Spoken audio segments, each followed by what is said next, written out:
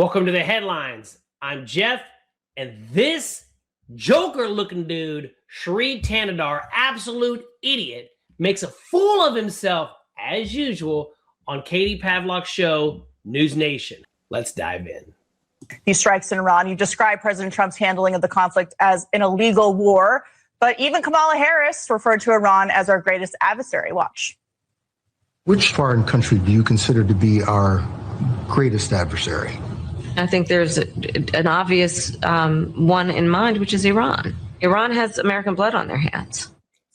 So why is the former leader of your party and the woman who ran for president wrong?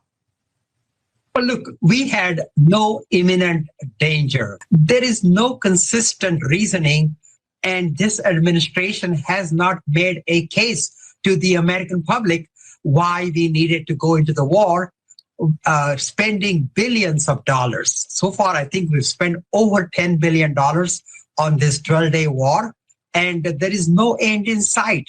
First, they said it's a regime change. Yeah. It hasn't even been 2 weeks, so to say that there's no end in sight. I think we can wait a little bit to make sure that the terrorism in Iran is subdued. But the administration has actually laid out a number of objectives. They said that the Iranian regime cannot obtain nuclear weapons. They refuse to stop enriching. We offered them nuclear fuel for life. They refuse to take it. They don't want their terror proxies to be funded by the regime any longer. And we want to take out their ballistic missile program, which is the delivery mode for a nuclear weapon. So you keep saying imminent threat. At what point can America be offensive in this aspect? Does it take screwing a ballistic missile with a nuclear weapon for you to act? I mean, at what point are they a danger to us? Trump told us, 6 months ago when he bombed Iran, that he has destroyed Iran's nuclear capabilities. Now he coming back and saying we have an imminent threat, nuclear threat.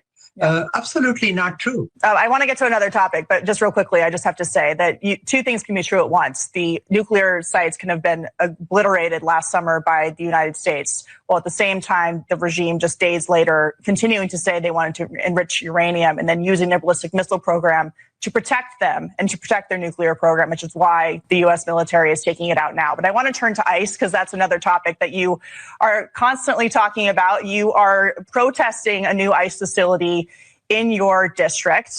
Just yesterday, there was an arrest of illegal immigrants in Michigan for drug, gun, and child pornography charges. You had an illegal alien from Venezuela today arrested and charged after assaulting a federal agent and grabbing his gun while resisting arrest. You have a number of other cases in Michigan where these violent criminal aliens have been out on the streets and ICE is there to take them away. And yet you are trying to introduce legislation to abolish ICE, and you don't want facilities to keep these criminals off the streets. Explain that. Well, look, only 14% of those detained by ICE have any kind of criminal record. So they are detaining, Trump has given them a daily quota of 3,000 detainees, 3,000 arrests. And the way they're doing it is going to Home Depot parking lot. Now, they're not going to find, gang members and rapists at Home Depot parking lots or schools or courtrooms. So look, only 14% had any kind of criminal record. A mother Is it worth it to you to risk it for the 14% who have violent records and child pornography charges? Well, look, there is no doubt that the hardened criminals, gang members, the rapists need to be deported. But this Where should they sleep once they get arrested if they don't have a facility because you're boycotting it and trying to get it not built? Where are they going to sleep? They don't have a plan. They don't have judicial warrants. These rogue ICE goons are killing American citizens, kidnapping 5-year-old Leon. The ICE are out of control.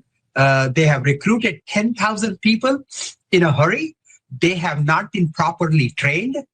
So this ICE organization is, totally out of control and must be ended. Well, I think that constituents in your district may be concerned about these criminal aliens with violent records not having a place to stay since you're trying to get the detention center out of the district and you're also trying to get rid of ICE overall. This guy, Shri Thanedar, he is an absolute idiot pushes bill to abolish ICE. Dude, they should detain this joker-looking motherfucker. You say that Republicans don't have a plan, and then Katie laid out perfectly everything they were doing. All I hear from the Democrats is Trump's bad. Everything that Trump does is bad. And then when they ask him, okay, these policies are bad, what would you do? They don't have an answer. Now, there's a ton of people who do not deserve to be here. There's also a ton of people that do deserve to be here. Now, really quickly, if you are into the financial markets, if you want to learn how to trade the markets, you just want to learn how to invest or make money in that, I've been into financial markets since 1997. I'm a published author, and in the members area of this channel, that's where all of our financial content is. TTM squeeze, day trading futures, crypto, all sorts of good stuff. So make sure you check that out if you're interested. You cheat the system, you chant death to America, you wave flags in protest of the United States, you need to get the hell out of here. And ICE needs to come round your ass up and throw you across the fucking river if there's no damn facility. Now, those people that are coming over here, they're entering our country legally. They're taking the appropriate actions to become either residents or citizens. Absolutely, you're welcome. We would fight for you. But the people that this guy represents and the Democrat Party of today is bring in as much illegals as possible. We don't care if they're murderers or rapists or whatever. Bring them in. We're going to give them $3,000 to $5,000 a month on taxpayers' dime. We're going to set them up in luxury hotels when veterans on the street can't even afford a place, right? We got veterans that struggle to find food, don't have a place to live, but yet these illegals are getting luxury hotels. We know why this is all happening. Votes. And now you are pushing so hard to fight the Save America Act because you don't want ID required to vote. Are you kidding me? Almost anything we do, you have to show your ID. Get on an airplane, drink, certain sporting events. And they don't even want us to show our ID when we vote? What the heck is going on? I'm telling you right now, when these midterms come up, if we lose, we are in deep, deep trouble. We're going to have joker-looking dudes like this running the show telling us what to do. We cannot let that happen. Now, don't forget to hit the subscribe button on your way out. Hit the like button so this video can be seen by more people. We need sane people to watch this. And even those who are not sane so they can come to their senses. We have to win the midterms.